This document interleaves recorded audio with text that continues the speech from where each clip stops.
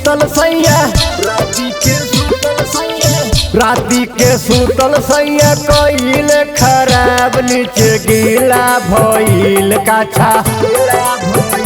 नीचे गीला भइल काछा कैले खराब नीचे गीला भइल काछा कैले खराब नीचे गीला भइल काछा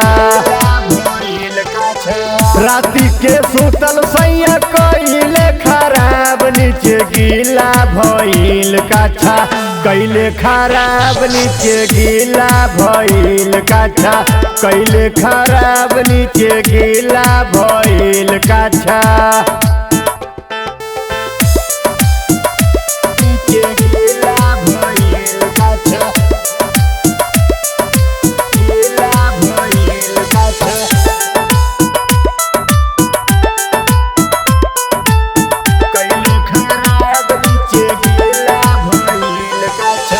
टोटो के मारता न लागी हम खोखे सजिया पर सुतली चंदन मगमौगी रोके सजिया पर सुतली चंदन मगमौगी रोके टोटो के मारता न लागी हम खोखे सजिया पर सुतली चंदन मगमौगी रोके सामान में ठेल के सामान में ठेल के कोइल सिनार नीचे गीला भइल काछा कैलस बेकार नीचे गीला भइल काछा कैलस बेकार नीचे गीला भइल काछा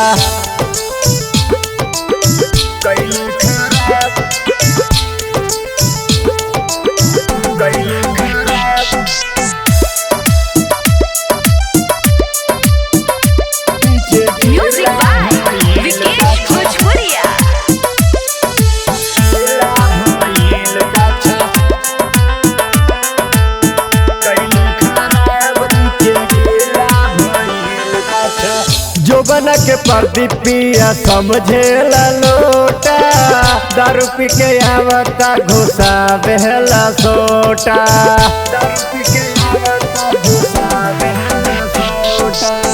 जोबना के प्रदीप पिया समझे लोटा दारू पी के आवता घुसा बेहला सोटा कथी बताई सखी कथी बताई मुँह भइल छितनार नीचे गीला भइल काछा कैलस बेकार नीचे गीला भइल काछा कैलस बेकार नीचे गीला भइल काछा।